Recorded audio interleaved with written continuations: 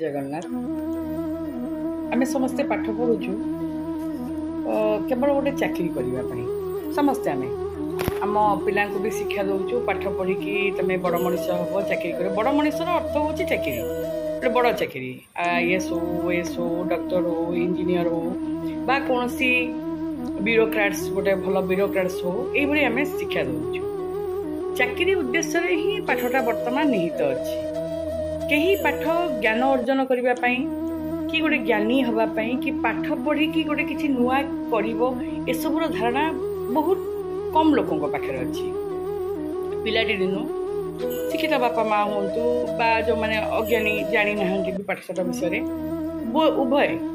पिला सबुदिन कहते कौन तू पाठ पढ़ गोटे भल चाकरी कर तेणुक पिला जो पाठटी पढ़ुची केवल चाकरी उद्देश्य सी कौन कर केवल पढ़ी दौची परीक्षा दे दौची भल मार्क रखिब देन तापर गोटे चाकरी केमी हो खोजी खाजी कर जिते से चाकरी पाऊनी ता अवस्था कौन हो चाकरी न पाइला बेलू ना से चाकरी उपयुक्त अच्छी ना चाकरी न करि पाले भी आउ कौन कर जो असंजमस अवस्था बा द्वंद्वात्मक परिस्थिति से से निजुक आउ संभाली पारना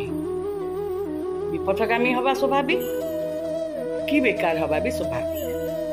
तो ये दीटा भितर कौन गोटे बाटर से चली जाऊँगी किंतु वर्तमान भारतर अर्थनीति को देखा आमर जो आर्थिक समस्या को नहीं देखा बेकारी बेसी कहीं बेकारी जे जी पाठ पढ़ला सी कहला केवल मु चाकरी टे करी चाकरी व्यतीत आउ किसी कार्य मु करी ना कारण पाठटा पढ़ीदेला से केवल मनस्थ करदे मत एमती चाकरी दरकार जोड़ी कि मोटे बाबू हो बसबी आउ मो ऑर्डर अनुसार सब कार्य हो सुरुखुरे दरमाटा नहीं कि घर को जी किंतु आज्ञा यहाँ तो सब भी संभव नुह जे जड़े पाठ पढ़ी माने चाकरी पाइब आ पाठ पढ़ी सबू पिला जे चाकरी योग्य सी भी ता अर्थ नुहे तो एमती अवस्था रे बहुत शिक्षित पिला भी बेरोजगार होगी रही जाते बेकार होगी से पिला अन्य कौन सी कार्य आउ योग्य हो पारना कारण पिला बेलू मुंडे फिट करागला जे तो चाकरी कर से चाकर हाँपाई प्रस्तुत है पाठ पढ़ले केवल चाकर हाँपाई यहाँ मन रखु पाठ पढ़ले चाकर हाँपाई किंतु पाठ पढ़ले ज्ञान अर्जन करी जदि जीवन में केतबले परिस्थिति पलि आसे जे से माने किछि न करि पारंती ताहले भी कौन करेंगे पाखे अल्टरनेटिव कौन अच्छी से विषय केवे भी से चिंता करें ना कारण ब्रेन टाक से एक्टिव करा जाई नहीं माइंड सेट को एकदम भूल करा जाइछि जे केवल पाठ पढ़ी चाकरी बाट को जीवे तो ये चाकरी समस्या रे से माने बेकार हो गले ना चाकर हेले ना किछि करि पारिले तेणु करी आज्ञा पिला बेलू पिला एतिकी शिक्षा दियंतु भल पाठ पढ़ंतु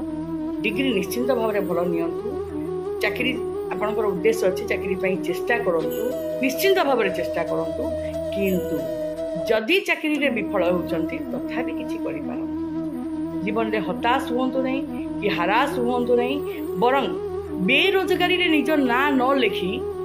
एक रोजगार क्षम हुंतु आउ एथिपाई सबुठु सरल बा सहज उपाय है उद्यमिता बा एंटरप्रेन्योरशिप आम जहाँ कहूँ आ एंटरप्रेन्योरशिप निहाती आवश्यक गोटे एंटरप्रेन्योर हुंतु जहाँफल से जॉब प्रोवाइडर हुंतु जॉब सिकर न होइकी लोक निजे रोजगार करने सहित अन्य मानक भी रोजगार जोगांतु